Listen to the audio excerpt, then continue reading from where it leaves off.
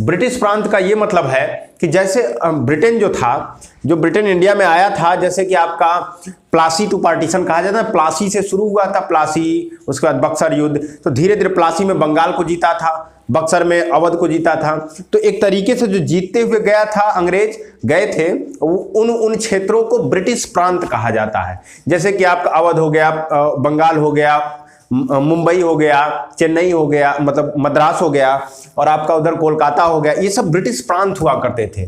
तो जो इंडिया में कुछ जगह थे जहां पे राजा साहब अभी भी जिंदा थे, यानी वो लोग का शासन व्यवस्था चलता था, भले वो ब्रिटेन के कंट्रोल में चलता था, अंग्रेजों के कंट्रोल में चलता था, लेकिन वो वहां पे हेड कौन थे? राजा ही थे। तो उन जो देसी रियासतें थी वहां से 93 मेंबर जाने थे, और इंडिया में जो ब्रिटिश प्रांत, ज्यादातर हिस्सा ब्रिटिश प्रांत के अंतर्गत सीधे सीधे अंग्रेज रूल करते थे, अपने जो भी एक्ट लाते थे उनसे शासन करते थे।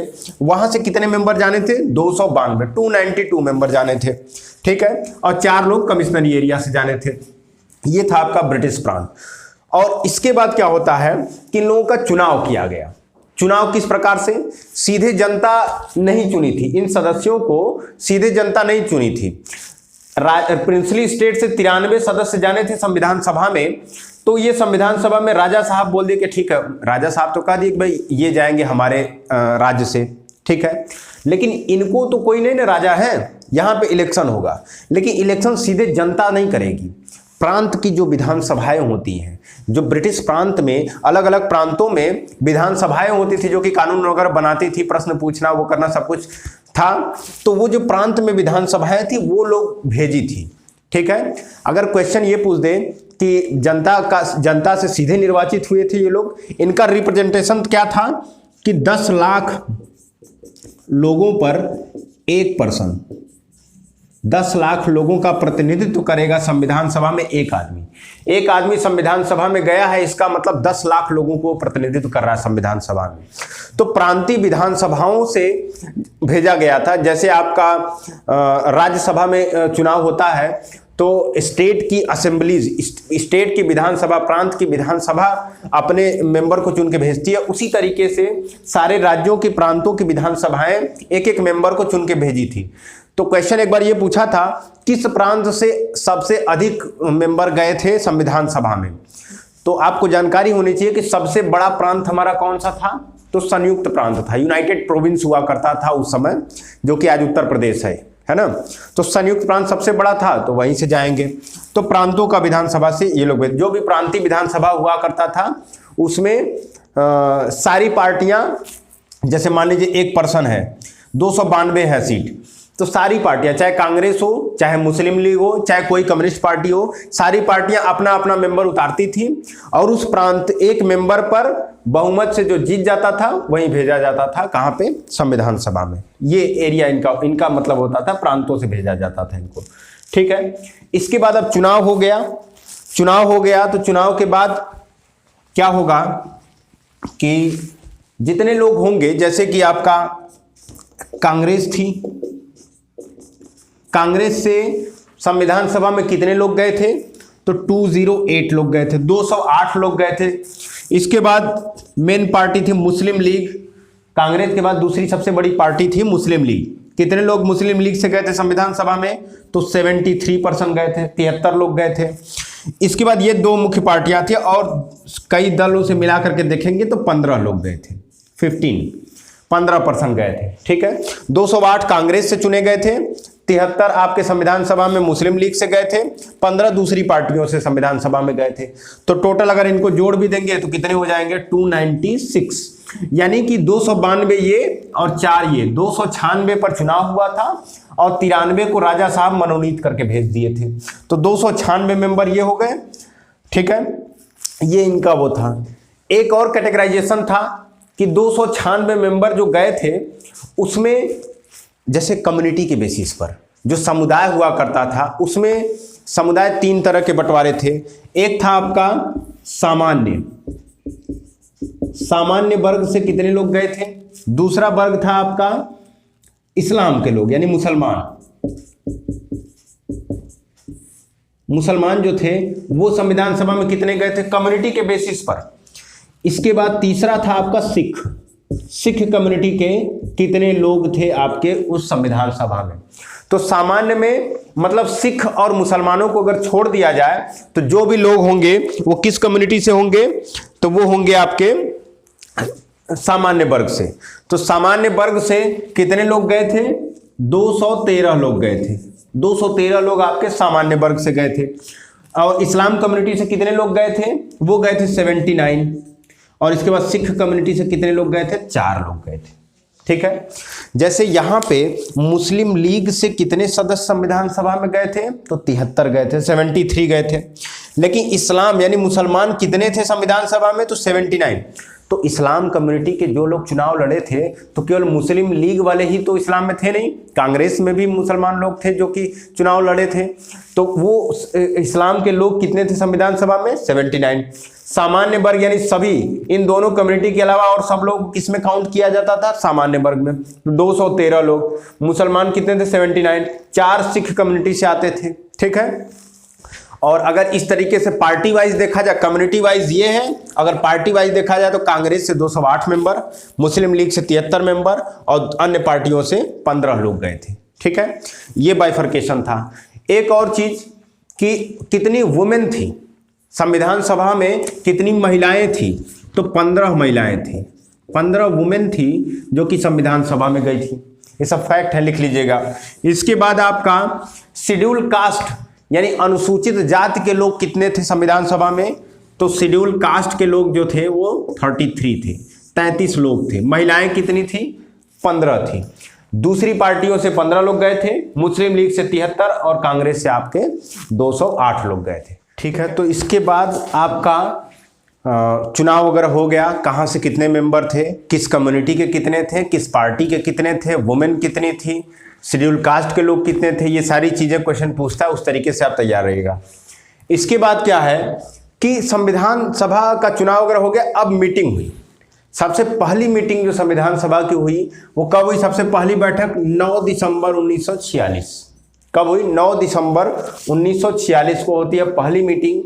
और इसमें क्या होता है, जैसे कोई, अब हम पूरे देश का संविधान बनाने जा रहे थे तो इसी में हुआ कि ये मतलब एक शुभ कार्य, अच्छा कार्य है, तो क्यों ना जैसे अपने बुजुर्गों को आदर दे करके लोग करते हैं ना, अपने कोई भी शुभ काम करते हैं तो घर में माता पिता का पैर छू करके या फिर बुजुर्गों का आशीर्वाद लेकर के शुरू करते हैं। तो इसी तरीके से जितने भी मेंबर थे संविधान सभा में, कितने मेंबर थे? तो 389 मेंबर थे, 389 सदस्य थे। उनमें सबसे बुजुर्ग जो आदमी थे वो थे डॉक्टर सच्चिदानंद सिन्हा। तो ये कहा गया कि उनको एक सम्मान के स्वरूप उनको कहा गया कि आप चेयर करिए। तो उनको इसका अध्यक्ष बनाया गया। संविधान सभा के सबसे पहले अध्यक्ष सच्चिदानंद सिन्हा थे। इसी 9 दिसंबर 1946 को बनाया गया था उनको। ठीक है, पहली मीटिंग में। तो ये अध्यक्ष किया गया, मतलब एक सम्मान के स्वरूप। और वास्तव में वो अस्थायी अध्यक्ष कहलाते हैं। ठीक है, टेम्पोररी थे वो, परमानेंट नहीं थे। ठीक है। इसके बाद एक दिन के लोग छुट्टी लेते हैं, आराम करते हैं, फिर अगले दिन 11 तारीख को आ जाते हैं, फिर से मीटिंग होती है 11 दिसंबर 1946 को। तो इसमें क्या कहा गया, अब जो वास्तविक जो अध्यक्ष होंगे संविधान सभा के, डॉक्टर राजेंद्र प्रसाद को अध्यक्ष बनाया जाता है संविधान सभा की दूसरी मीटिंग में 11 दिसंबर 1946 को। ठीक है, वो अस्थायी अध्यक्ष थे, परमानेंट चेयरमैन थे किसके? संविधान सभा के। और अस्थायी अध्यक्ष कौन थे? 9 दिसंबर को बनाए गए थे, तो आपके सच्चिदानंद सिन्हा थे। ठीक है। इसके बाद तीसरी मीटिंग होती है 13 दिसंबर 1946 को। 13 दिसंबर 1946 को आता है उद्देश्य प्रस्ताव। उद्देश्य प्रस्ताव या फिर इसी को प्रस्तावना भी बोलते हैं। तीसरी मीटिंग में लेके आए थे, कौन लेके आया था? जवाहरलाल नेहरू। उद्देश्य प्रस्ताव संविधान सभा की तीसरी मीटिंग में 13 दिसंबर 1946 को जवाहरलाल नेहरू लेके आए थे पूरे प्रस्तावना को। तो प्रस्तावना का मतलब ये है कि प्रस्तावना क्या है, पूरे संविधान में क्या चीजें, क्या प्रोविजन देने हैं, कौन कौन से राइट्स देने हैं हम अपने नागरिकों को, वो सारी चीजों के एक जो ब्रीफ होता है वो प्रस्तावना में होता है। और इसी प्रस्तावना को यानी उद्देश्य प्रस्ताव को जवाहरलाल नेहरू लेके आए थे थर्ड मीटिंग में। ठीक है। इसके अलावा जब हमारा पहला मीटिंग हुआ 9 दिसंबर को, तो उसी टाइम जो पाकिस्तान था, उसने क्या किया, इस संविधान सभा का बहिष्कार कर दिया। उसने कहा कि नहीं भाई, ये संविधान सभा जो बन रही है ये तो इंडिया का संविधान बनाएगी, भारत का संविधान बनाएगी। भारत की संविधान सभा हुआ करती थी। तो उन्होंने क्या कहा, बहिष्कार कर दे, क्योंकि वो मांग कर रहे थे एक इस्लाम मेजॉरिटी जहां जहां है वहां पर एक अलग देश बनाया जाए जिसका नाम क्या हो, पाकिस्तान हो।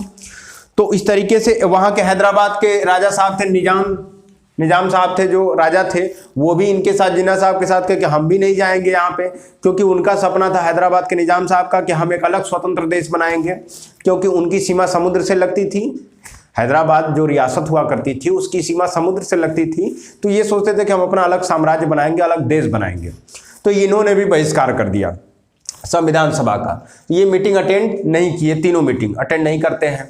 उसके बाद क्या होता है, जब ये तीनों मीटिंग अटेंड नहीं किए तो जैसे एक बड़ी पार्टी, मुस्लिम लीग बड़ी पार्टी थी जो कि संविधान सभा में कितने मेंबर लेके आई थी चुनाव में, इलेक्शन में, दूसरी सबसे बड़ी पार्टी थी, 73 मेंबर लेके आई थी। तो एक बड़ी पार्टी है कांग्रेस, उसके जस्ट बाद मुस्लिम लीग थी, तो उसके किसी भी नाराजगी को, किसी भी आपत्ति को दरकिनार नहीं किया जा सकता है, क्योंकि संविधान बनाने जा रहा है, वो मेंबर नहीं होंगे तो फिर समस्या आएगी।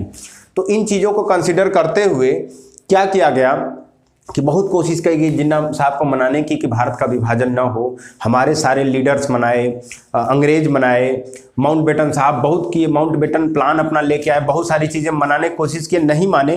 तो अंत में वही माउंटबेटन साहब एक प्लान लेके आते हैं, और उस प्लान का क्या नाम था, माउंटबेटन प्लान।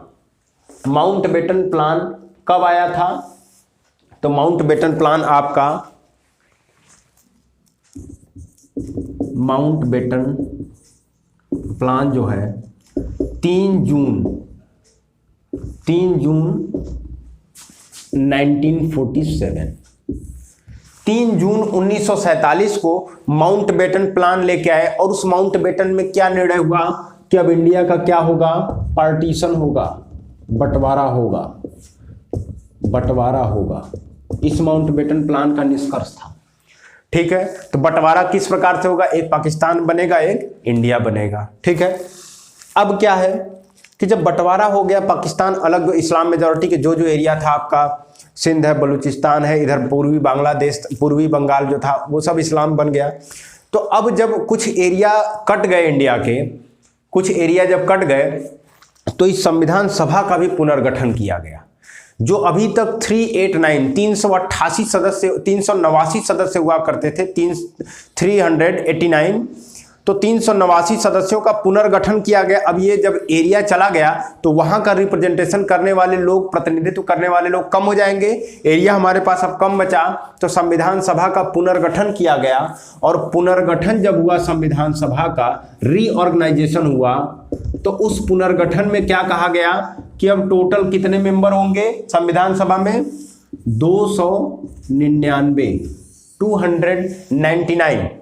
299 मेंबर होंगे। और ये 299 में बंटवारा हुआ कि कहां से कितने आएंगे, तो 299 मेंबर में आपका क्या होगा कि सबसे पहला बंटवारा हमारा क्या हुआ था, ब्रिटिश प्रोविंस था, ब्रिटिश प्रांत था, और दूसरा था आपका देसी रियासत, प्रिंसली स्टेट। दूसरा बंटवारा क्या था आपका, देसी रियासत, और पहला था ब्रिटिश प्रांत। तो उस वाले, यानी कि सबसे पहले जब संविधान सभा का इलेक्शन हुआ था तो उसमें ब्रिटिश प्रांत को 292 सीटें दी गई थी, और देसी रियासतों को 93 सीटें दी गई थी। लेकिन अब ब्रिटिश प्रांत को, देसी रियासतों को दे दी गई कि 70, आप देसी रियासत यानी राजा साहब लोग कितने संविधान सभा में भेजेंगे, 70 मेंबर। ठीक है, वो घट गए, एरिया घट गई, तो राजाओं का, वो लोगों का प्रतिनिधित्व भी घट गया। तो इसी तरह ब्रिटिश प्रांत से कितने, तो 229 मेंबर, 229 मेंबर ब्रिटिश प्रांत से जाएंगे अब, और 70 देसी रियासत से। क्वेश्चन ये पूछता है सीधे सीधे कि पुनर्गठन के बाद देसी रियासतों का संविधान सभा में कितने लोग गए थे, तो कितने लोग, 70 लोग गए थे। ब्रिटिश प्रांत से कितने लोग गए थे, 229 लोग गए थे। सबसे पहले 389 टोटल थे, जिसमें कि आपका कांग्रेस से, ब्रिटिश प्रांत से कितने गए थे, 292 गए थे, देसी रियासतों से 93 गए थे, और चीफ कमिश्नरी एरिया से 4 गए थे। इस बार चीफ कमिश्नरी एरिया को सीधे सीधे इसी में जोड़ दिया गया था। तो आपको ये समझना होगा, दोनों फैक्ट याद रखना होगा, ये नहीं कि केवल पुनर्गठन वाला याद कर ले, नहीं, दोनों फैक्ट आपको याद रखना होगा। स्पेशली उसमें तो और कि पार्टी वाइज आपका डिटेल पता होना चाहिए 389 वाले सदस्यों में, और आपका कम्युनिटी वाइज भी आपको पता होना चाहिए कितने मेंबर है, कैसे है। ठीक है, अब क्या होता है, ये तो हम लोग देख ले, ब्रिटिश फ्रांस से इतने लोग थे पुनर्गठन के बाद, और देसी रियासत से 70 लोग थे। ठीक है, इसको मिटा देते हैं। अब इसके बाद क्या होता है, जब इंडिया आजाद हो जाता है, अब इंडिया क्या हो गया, 3 जून 1947 है, 15 अगस्त को हम लोग कितने, जुलाई अगस्त, यानी कि 1 से 1.5-2 महीने के अंदर हम लोग क्या होंगे, आजाद हो जाते हैं।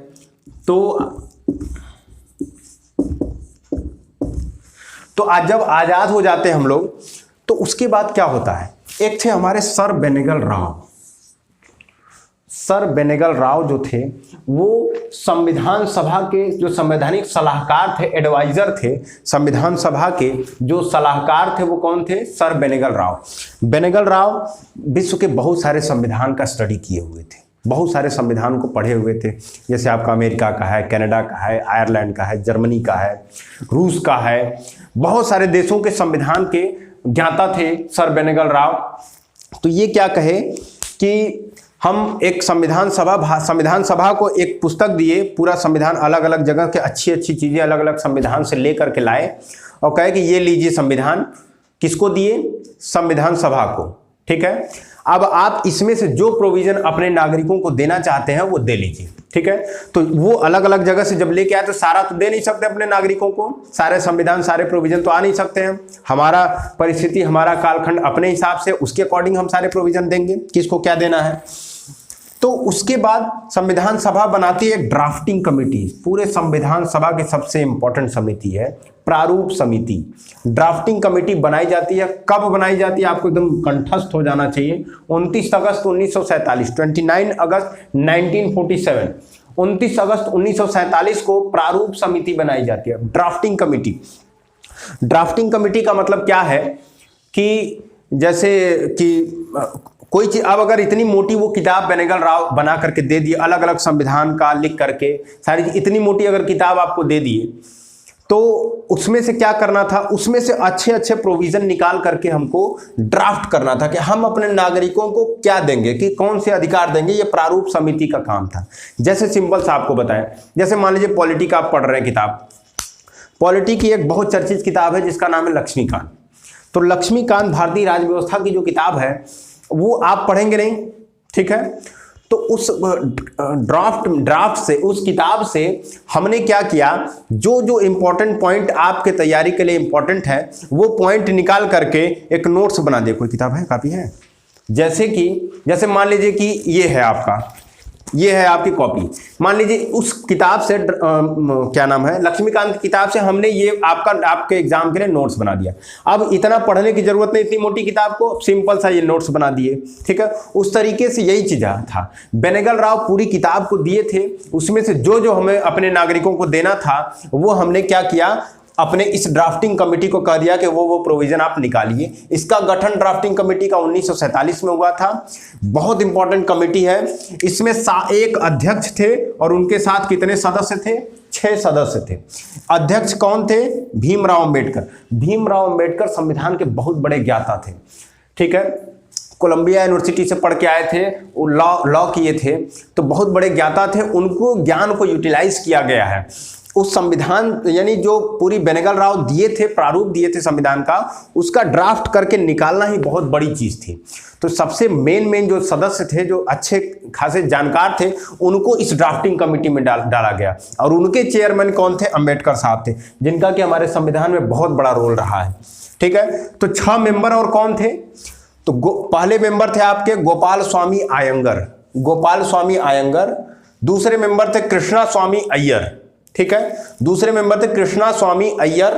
तीसरे थे के.एम. मुंशी, के.एम. मुंशी तीसरे मेंबर थे। फोर्थ मेंबर थे सैयद मोहम्मद सादुल्ला, सैयद मोहम्मद सादुल्ला चौथे मेंबर थे। 5वें मेंबर थे N Madhavrao, N Madhavrao. N Madhavrao B L. Mitra की जगह पे बाद में आए थे, ठीक है, एन माधवराव थे। इसके बाद लास्ट में 6वें मेंबर थे DP Khaitan. DP Khaitan TT Krishnamachari की जगह पे था, टीटी कृष्णमचारी की जगह पे आए थे डीपी खेतान, क्योंकि उनका 1948 में ही मृत्यु हो गई थी कृष्णमचारी की। उसके जगह पे डीपी खेतान को लाया गया था संविधान सभा में।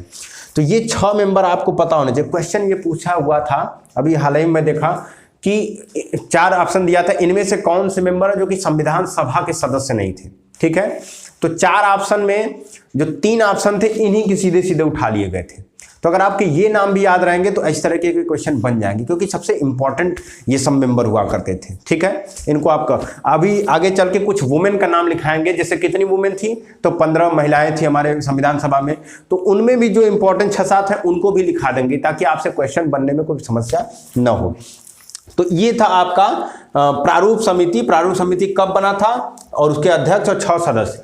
प्रारूप समिति पूरी बेनेगल राव जो संविधान का दिए थे उसे पूरी मंथन करने के बाद एक ड्राफ्ट लेकर के आती है और ये अपना रिपोर्ट प्रस्तुत करती है। कब? तो 21 फरवरी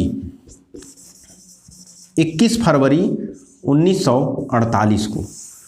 21 फरवरी 1948 को जो प्रारूप समिति थी वो अपना रिपोर्ट देती है। किसको देगी? तो अपना रिपोर्ट वो संविधान सभा को देगी। संविधान सभा को रिपोर्ट देगी, तब संविधान सभा क्या करेगी, उस जो प्रोविजन वो लेकर के आए थे उनमें क्या करना है उस पर चर्चा करेगी। पूरा संविधान सभा जो है कि चर्चा करेगी कि मूल अधिकार अगर दिया गया है, कौन कौन से मूल अधिकार हैं, उसके क्या क्या प्रॉज है, क्या क्या कौन से क्या लाभ है, क्या हानि है, वो हमारे नागरिकों को किस तरीके से अफेक्ट करेगा, किस तरीके से प्रभावित करेगा।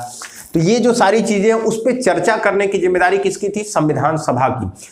अब जैसे बेनेगल राव इतना मोटा दिए थे, उसको छांट करके आपके ड्राफ्टिंग कमेटी यानी कि प्रारूप समिति इतना की, और उसमें भी अगर कुछ जोड़ना है तो ठीक, कुछ घटाना है तो वो किसकी अंतिम जिम्मेदारी किसकी थी? संविधान सभा की। जैसे सिंपल सा आप समझिएगा, कोई भी अध्यादेश आता है, ऑर्डिनेंस आता है, तो वो लेके आती है सरकार यानी एग्जीक्यूटिव जो कार्यपालिका होती है। वो अगर सेशन नहीं चल रहा हो, संसद का हो चाहे विधानसभा का हो, अगर सेशन नहीं चल रहा हो, कोई भी चाहे शीतकालीन, मानसून या फिर ग्रीष्मकालीन कोई भी सेशन हो पार्लियामेंट का नहीं चल रहा हो, तो सरकार लेके आती है अध्यादेश। जैसे कि कृषि कानून लेके आई थी अध्यादेश, लेकिन अध्यादेश का ये नियम होता है कि 6 महीने के अंदर अंदर उसको पार्लियामेंट से पास कराना होता है, दोनों सदनों से पास कराना होता है।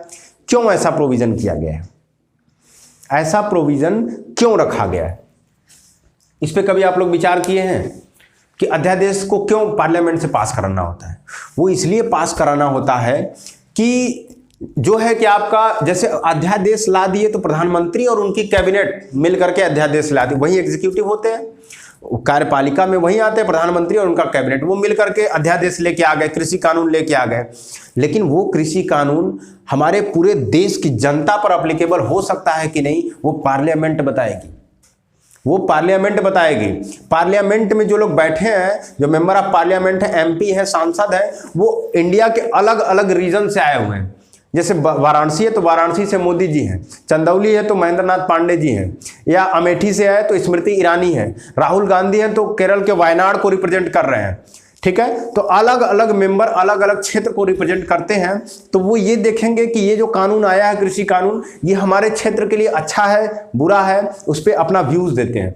तो जब उसमें यानी बहुमत जो मेजॉरिटी होती है वो सपोर्ट कर देती है, तो ये होता है चलिए भाई ठीक है, पूरे इंडिया का बहुमत जो है वो सपोर्ट कर रहा है, तो उस चीज को मान लिया जाता है। तो अध्यादेश पास होने का मतलब पार्लियामेंट में इसीलिए लाया जाता है कि हमारे देश का पूरा रिप्रेजेंटेशन उस अध्यादेश को मिल जाए। केवल सरकार के निर्णय को देश पे लागू नहीं किया जा सकता है ना। वो 10 लोग मिलकर के कोई कानून नहीं ला सकते, कोई चीज नहीं ला सकते हैं। पूरे देश का रिप्रेजेंटेशन मिलना चाहिए, इसके लिए उसको पार्लियामेंट में जाना चाहिए। तो सेम कहानी है यहाँ पे कि प्रारूप समिति जो भी चीजें लेके आई थी, जो भी प्रोविजन लेके आई थी, उसको संविधान सभा में जाना था, और संविधान सभा उसको क्या करना था, पूरा उस पर अच्छे से डिस्कशन करेगी, चर्चा करेगी, और फिर उसको कुछ प्रोविजन जोड़ेगी, कुछ घटाएगी, उसके साथ जो पास करेगी वो होगा आपका संविधान बनेगा। तो जब ड्राफ्टिंग कमेटी हमारी बता देती है, दे देती है संविधान सभा को अपना रिपोर्ट, अब संविधान सभा का काम शुरू होता है डिस्कशन वाला।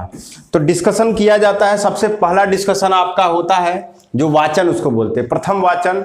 पहला डिस्कशन जो हुआ था 4 नवंबर से 9 नवंबर 1948 तक। ठीक है, इसमें चीजें देखी गई 4-5 दिन तक कि किस तरीके से क्या है कैसे है पूरी, फिर उसके बाद उनको छोड़ दिया गया कि उस पर स्टडी करिए। और उसके बाद जब दूसरी मीटिंग बुलाई गई, दूसरा डिस्कशन कब होता है, नवंबर 1948 से लेकर अक्टूबर 1949, सबसे लंबा डिस्कशन यही चला था।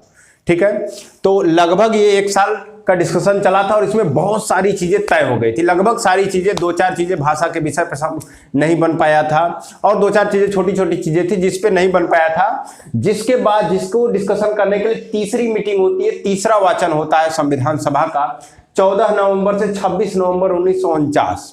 ठीक है, तीसरा वाचन होता है 14 नवंबर से 26 नवंबर 1949 तक होता है और इसी 26 नवंबर को हमारा संविधान तैयार हो जाता है। ठीक है, इसी दिन हमारा संविधान तैयार होता है और यहाँ पे संविधान सभा में उस दिन 284 मेंबर हुआ थे और उन्हीं लोग लास्ट में जाकर के संविधान के अंतिम पेज पर साइन किए हुए हैं। 284 मेंबर का साइन है, उस पर हस्ताक्षर है। ठीक है, और इसी 26 नवंबर 1949 को संविधान को क्या किया गया था, उसको बना तो दिया गया था लेकिन लागू नहीं किया गया। लागू कब किया गया था, 26 जनवरी 1950 को लागू किया गया था। ठीक है, ये क्यों 26 जनवरी 1950 को लागू किया गया था, ये आगे चल के क्लास में हम बताएंगे आपको अच्छे से कि क्यों उस तिथि को ही चुना गया था। तो 26 नवंबर 1949 को केवल 15 आर्टिकल थे। ठीक है, केवल 395 आर्टिकल में, 395 अनुच्छेद में 15 आर्टिकल उसी दिन लागू कर दिए गए थे 26 नवंबर को ही। और जो आपके लगभग क्या 380 जो शेष आर्टिकल थे उनको कब लागू किया गया था, 26 जनवरी को लागू किया गया था। ठीक है, तो उसको लागू करने के पीछे एक इतिहास है, अगले बहुत जल्द क्लास लेंगे उसमें पूरा अच्छे से बताएंगे क्या है कैसे है। ठीक है, 284 मेंबर साइन किए थे। तो इसके बाद हमारा जो संविधान बना था उसमें कितना टाइम लगा था, तो संविधान को पूरा तैयार होने 2 साल 11 माह और 18 दिन लगा था। 2 ईयर 11 मंथ और 18 डेज, 2 साल 11 माह 18 दिन लगा था। कुल बहस कितने दिनों तक चली थी हमारे संविधान को बनाने के लिए, जो संविधान सभा में डिस्कशन हुआ था वो 114 दिन 114 डेज लगे थे पूरा बहस को चलने में। इसके बाद जो कुल खर्चे की बात करें, संविधान सभा यानी कि आज के 70 साल पहले जो संविधान बनाने में कुल खर्च आया था वो लगभग 64 लाख रुपए आया था। 64 लाख रुपए में हमारा संविधान बना हुआ था। ठीक है, आगे बढ़ते हैं। जब संविधान बन के तैयार हो गया तो उसमें उसको 3 पार्ट में किया गया। पार्ट का मतलब क्या है, एक था कि उसको भाग में डिवाइड किया गया। टोटल कितने भाग हुए, कितने पार्ट किए गए संविधान के, तो 22 पार्ट किए गए। उन भाग के, उन पार्ट्स के भीतर अनुच्छेद, जैसे मान लीजिए पहले भाग में क्या है, तो 1 से लेके 4 आर्टिकल तक, अनुच्छेद 1, 2, 3, 4 तक। दूसरे भाग में है 5, 6, 7, 8, 9, 10, 11 तक तीसरे में। फिर तीसरे भाग में आर्टिकल 13, 14, 15 से लेकर के 35 तक। तो भाग के अंदर, पार्ट्स के अंदर अनुच्छेद यानी आर्टिकल्स को डाले गए। ठीक है, तो 22 भाग जो थे उसके अंदर 395 अनुच्छेद थे, आर्टिकल्स थे। और एक और कैटेगरी बनाई गई जो कि अनुसूची की थी। जो भाग और अनुच्छेद के अलावा जो चीज थी वो अनुसूची में डाली गई। ठीक है, आगे चल के पूरी अनुसूची 8वां अनुसूची 12 इस समय तो 12 हो गई है, तो ये क्या है कैसे हैं पढ़ाएंगे। तो उस समय मूल संविधान में हमारे 22 भाग, 395 अनुच्छेद, 8 अनुसूची, 22 पार्ट्स, 395 आर्टिकल्स और 8 शेड्यूल। ठीक है, और इस समय यानी कि प्रेजेंट टाइम में, वर्तमान समय में क्या स्थिति है, क्या स्टेटस है, तो 25 पार्ट्स हो गए, 25 भाग हो गए हैं, 448 अनुच्छेद है, 448 आर्टिकल्स हैं और 12 अनुसूची है, 12 जो है आपकी शेड्यूल है। 8 से 12 हो गई है, अनुच्छेद 395 से 448 हो गए, भाग 22 से कितने हो गए, 25 हो गए। ठीक है, ये याद रखिएगा, इस समय ये स्टेटस है। तो आपका, और जैसे अभी भी देखेंगे तो लास्ट भाग आपको 22 ही दिखेगा। ठीक है, लेकिन बीच बीच में जैसे कि भाग 4 में 4 क जोड़ दिया गया, 9 के बाद 9 क जोड़ दिया गया, 9 ख जोड़ दिया गया, तो इस तरीके से हमारा 25 हो गया। लेकिन आज भी लास्ट 22 ही दिखेगा। अनुच्छेद आप देखेंगे तो आज भी लास्ट अनुच्छेद 395 ही है, लेकिन जगह जगह अलग अलग अनुच्छेद जोड़ा गया। इसी तरह क ख ग के रूप में अलग अलग अनुच्छेद जोड़े गए। जैसे 51 है तो 51 का मूल कर्तव्य डाल दिया गया। ठीक है, इस तरीके से आपका अनुच्छेद लास्ट वाला 395 मिलेगा, लेकिन टोटल आर्टिकल्स कितने हो गए? 448 आर्टिकल्स हो गए और 12 अनुसूची, 4 अनुसूचियां बढ़ी है। इसके बाद क्या है कि जो हमारा राष्ट्रीय ध्वज है, जो हमारा तिरंगा है, उसको संविधान सभा ने अपनाया था किस तारीख को? तो 22 जुलाई 1947 को राष्ट्रीय ध्वज को हमने अपने संविधान सभा ने अपनाया था कि हमारा भारत का जो राष्ट्रीय ध्वज होगा ये तिरंगा होगा।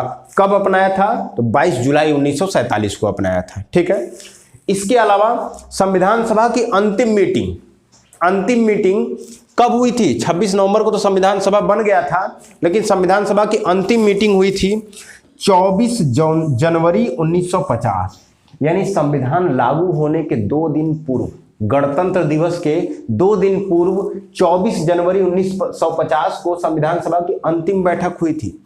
और इस अंतिम बैठक में हमने अपना जो नेशनल एंथम है, राष्ट्रगान है, जो नेशनल सॉन्ग्स है, राष्ट्रगीत है, राष्ट्रगान और राष्ट्रगीत को अपनाया था कि हमारा राष्ट्रगान क्या होगा? जनगण मन अधिनायक हमारा राष्ट्रगान होगा। राष्ट्रीय गीत क्या होगा? वंदे मातरम जो है ये हमारा क्या होगा?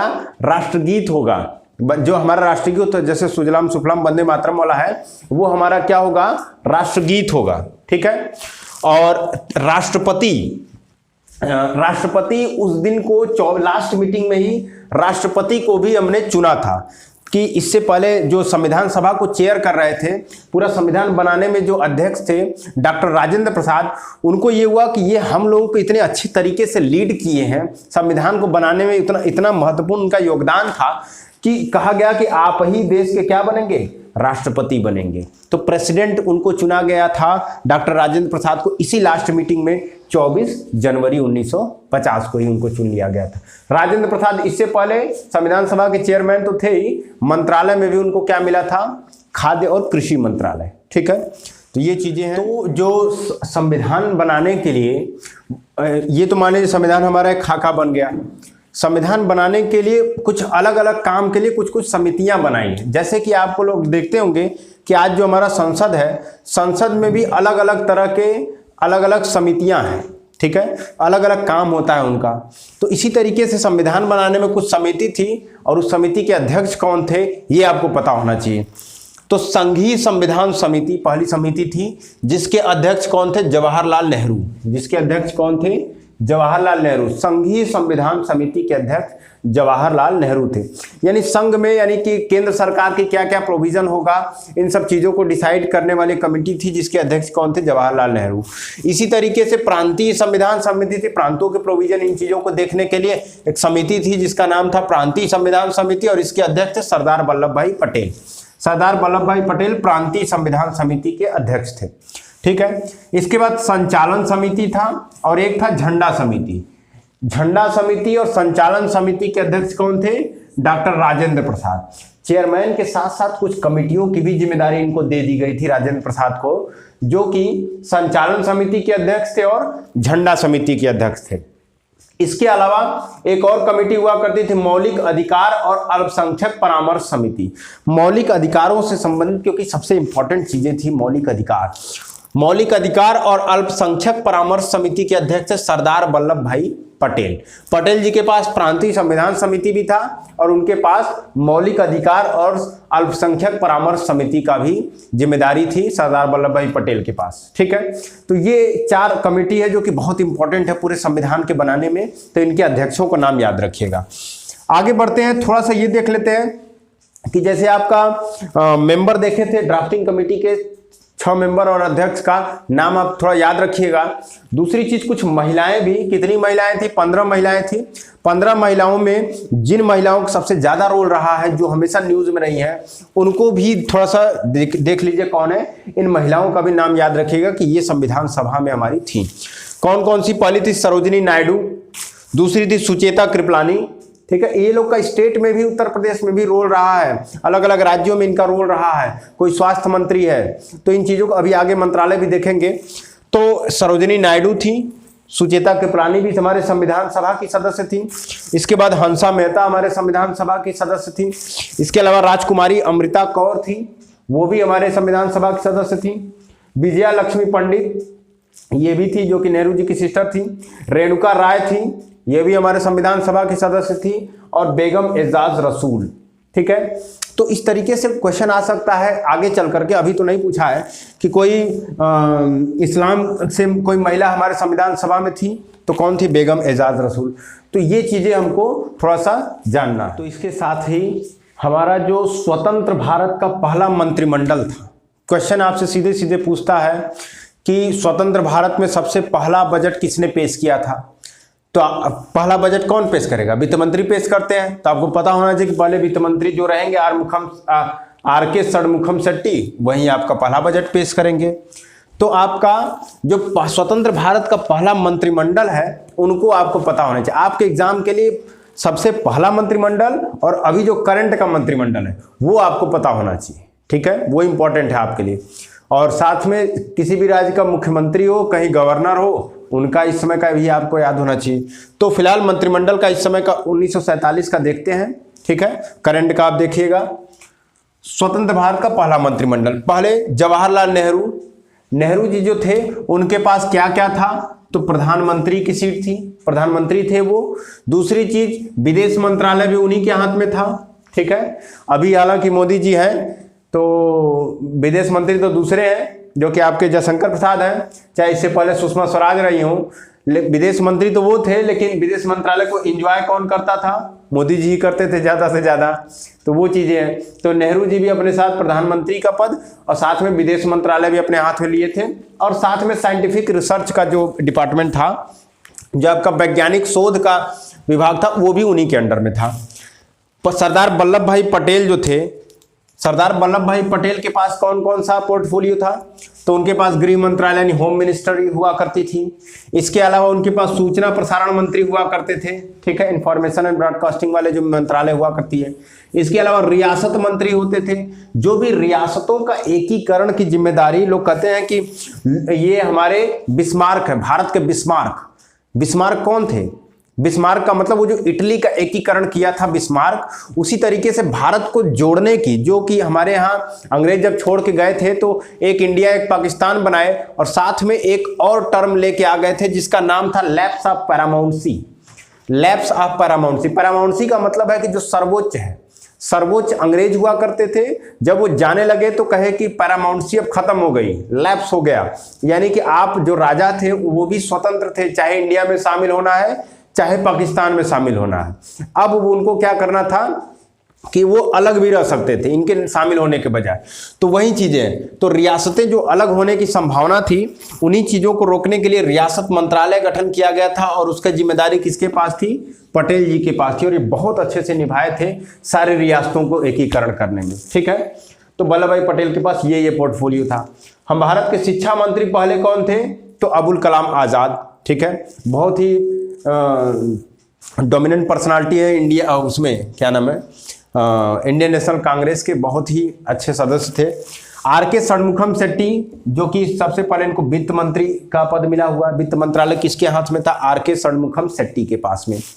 इसके बाद स्वास्थ्य मंत्री भारत के कौन थे? तो अमृता कौर थी, जो कि संविधान सभा के सदस्य महिलाओं में भी देखे थे कि ये भी थी, तो अमृता कौर हमारी स्वास्थ्य मंत्री थी।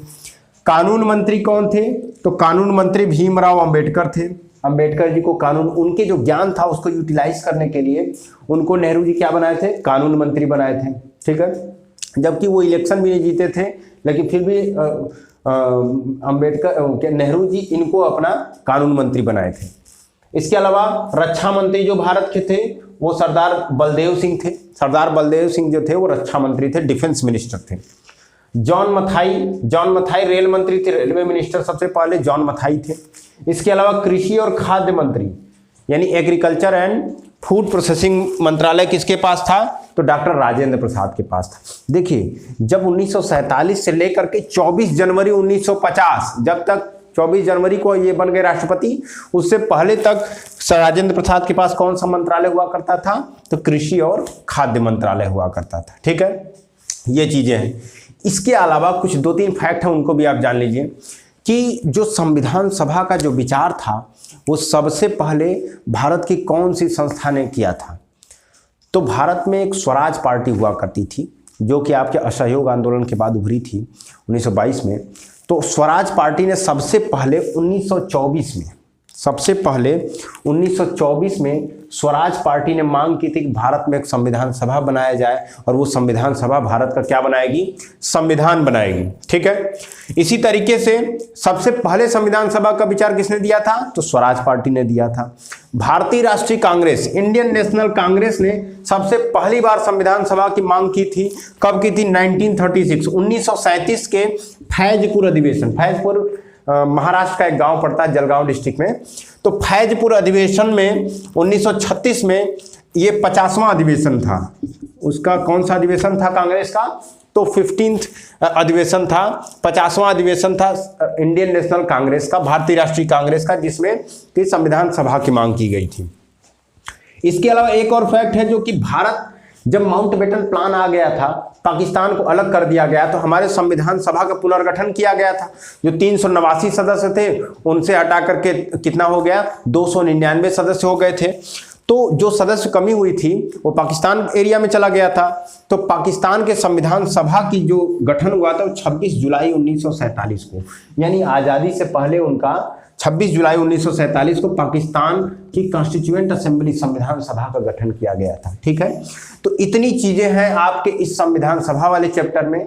चीजें याद रखिएगा, अच्छे से नोट्स बनाइएगा और इनके बाद जो इस चैप्टर के क्वेश्चन सीरीज लेके आएंगे उनको सॉल्व करने की कोशिश करिएगा। देखिएगा सारे क्वेश्चन लगभग आपके रेंज में रहेंगे। ठीक है, तो इसलिए सेशन पसंद आया हो तो लाइक करिएगा और चैनल पर नए हैं तो सब्सक्राइब करिएगा और जितना हो सके अधिक से अधिक, एक शुरुआत है अभी, और इसको शेयर करने की कोशिश करिएगा क्योंकि ये जो रिच कंटेंट है लोगों तक पहुंचना बहुत ज़रूरी है। Thank you.